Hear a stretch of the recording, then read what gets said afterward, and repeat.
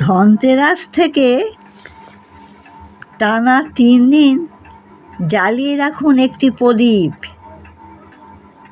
ধনতেরাসের দিনে মা লক্ষ্মীর নাম করে একটি শুদ্ধ ঘিয়ের প্রদীপ জ্বালান। তাতে লাল রঙের সলতে ব্যবহার করুন।